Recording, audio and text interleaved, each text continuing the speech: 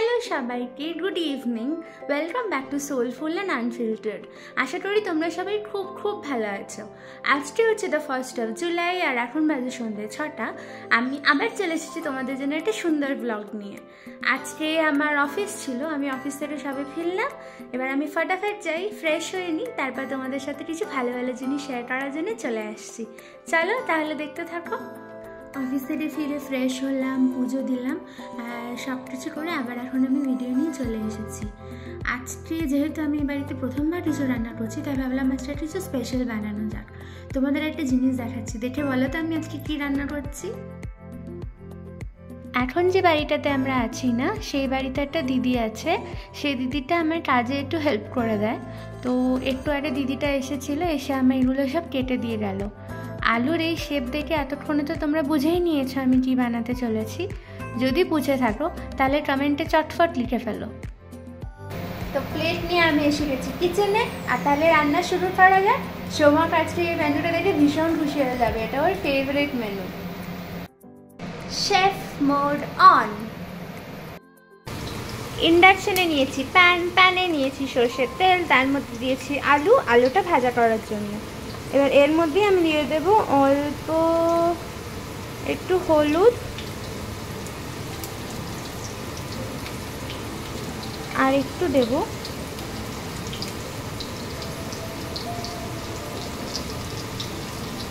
আর নুন দিয়ে এটাকে ভালো করে ভেজে নিই। আলুগুলো ভেজে তুলে নিয়েছি। এবার এর মধ্যে আমি দিয়ে দিলাম আমার স্লাইস করা পেঁয়াজগুলো। মোটামুটি বলে যে যতটা তুমি চিকেন দিচ্ছ, এটা কিন্তু চিকেন কষার জন্যই বলছি, তার মোটামুটি হাফ ওয়েট অনিয়ন দেওয়া উচিত। তো আমি এখানে যেহেতু আজকে 500 গ্রামস মতো চিকেন রান্না করছি, আমি এখানে মোটামুটি 200 গ্রাম পেঁয়াজ নিয়েছি। এবার এটাকে ভালো করে ভেজে নেব যতক্ষণ না একদম ব্রাউন কালার এসে যাচ্ছে।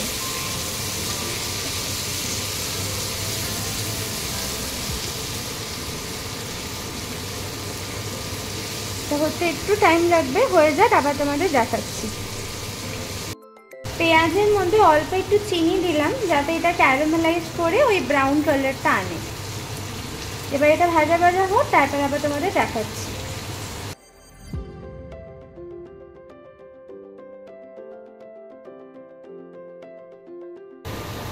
পেঁয়াজটা দেখো পিঙ্কিশ হয়ে এসছে। এবার আমি এর মধ্যে দিয়ে দিলাম একটুখানি জিঞ্জার গার্লিক পেস্ট।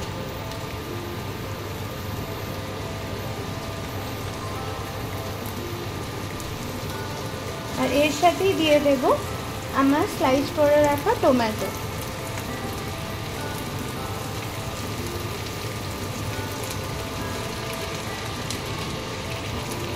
এখানে চিমনি চলছে, তাই তোমাদের হয়তো একটু নয়েজের প্রবলেম হতে পারে।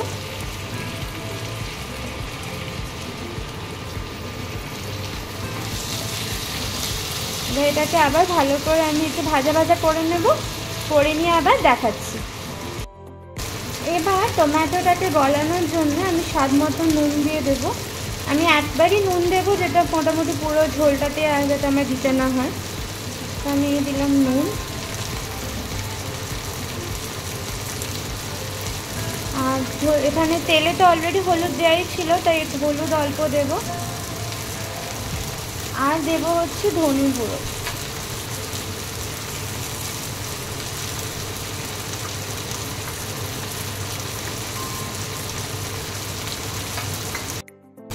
এরপর প্যানে যাবে আমার ফেভারিট গরম মশলা।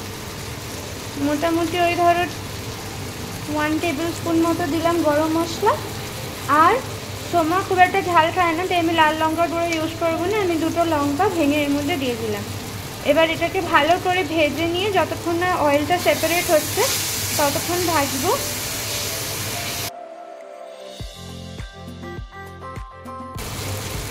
যেমনটা তোমরা দেখতে পাচ্ছ অয়েলটা সেপারেট হয়ে গেছে, তাই আমি এর মধ্যে এবার দিয়ে দিলাম আমার চিকেনগুলো। এখানে 500 গ্রামস মতো চিকেন আছে। এর সাথে আলুগুলোও দিয়ে দিই, কারণ আলুগুলোও তো সেদ্ধ হতে হবে। এই ভালো করে এবার এটাকে কষাবো।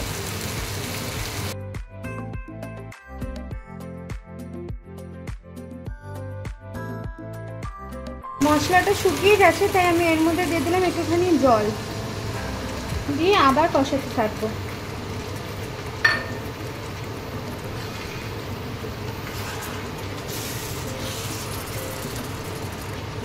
এটা কিছুক্ষণ কষাই, এই ধরো 10-15 মিনিট, তারপরে আবার তোমাদের দেখাচ্ছি যে কেমন হলো। এদিকে আমার চিকেন কষছে, কিন্তু চিকেন কষার সাথে খাওয়ার জন্যও তো কিছু একটা দরকার, সেই জন্য আজকে বানাচ্ছি বাসন্তী পোলাও। তার জন্য আমি এখানে নিয়েছি গোবিন্দভোগ চাল, সেটাকে ভালো করে ধুয়ে শুকিয়ে নিয়েছি। এর মধ্যে আমি নিয়েছি 1 স্পুন ঘি, আর তারপর এর মধ্যে দেব অল্প হলুদ, অবভিয়াসলি বাসন্তী রং তো হলুদ তো দিতেই হবে, আর আমি দেব গরম মশলা।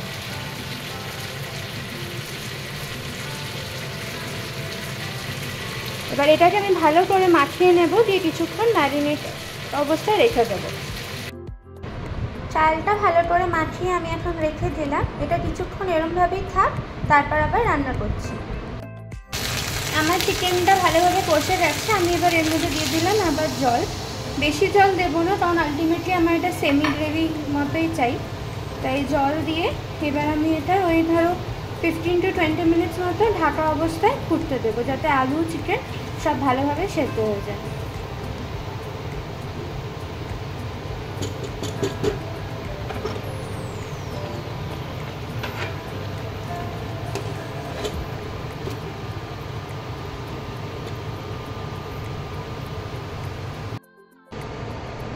টানটানা, আমার চিকেন কষা রেডি। আবার প্যান নিয়ে নিয়েছি, প্যানে আমি ঘি দিয়েছি, ঘি দিয়ে এবার আমি ওর মধ্যে দেবো গরম মশলা, গোটা গরম মশলা, তার মধ্যে তেজপাতাও আছে। এটার সাথে সাথেই আমি দিয়ে দেব কাজু বাদাম। এটাকে ভালো করে ভাজা ভাজা করে নিয়ে তারপর আবার দেখাচ্ছি। আমি জানি বাসন্তী পোলাওয়ের কাজুর সাথে সাথে কিশমিশও যায়, কিন্তু মিস্টার চৌধুরী আবার কিশমিশ খান না, তাই আজকের বাসন্তী পোলাও শুধুমাত্র কাজু দিয়ে হচ্ছে। কাজুটা ভাজা ভাজা হয়ে যাওয়ার পর আমি এর মধ্যে দিয়ে দিলাম চাল।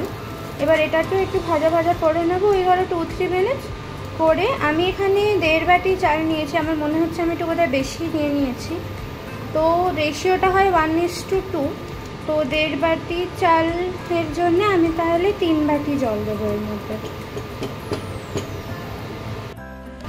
ভাতটা ভাজা ভাজা হয়ে যাওয়ার পর আমি এর মধ্যে পরিমাণ মতো নুন আর চিনি দিয়ে দিয়েছি। এটাটা আরও 1-2 মিনিট মতো নেড়ে আমি যেমনটা আগে বললাম এর মধ্যে আমি জল দিয়ে দেবো ভাতটা হওয়ার জন্য।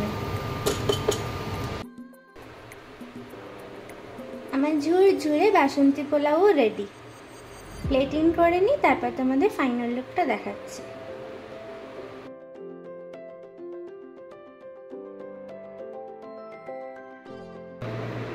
তো এই ছিল নতুন বাড়িতে আমার ফার্স্ট কুকিং ব্লগ, সোমাকের ফেভারিট মেনু। আশা করি তোমাদের ভালো লেগেছে, আর যদি ভালো লাগে তোমরা তো জানোই কি করতে হবে, একটা লাইক, একটা কমেন্ট, আর যদি সাবস্ক্রাইব না করে থাকো তাহলে সাবস্ক্রাইব করে দিও। চলো টাটা, তাহলে গুড নাইট, আবার পরে দেখা হবে।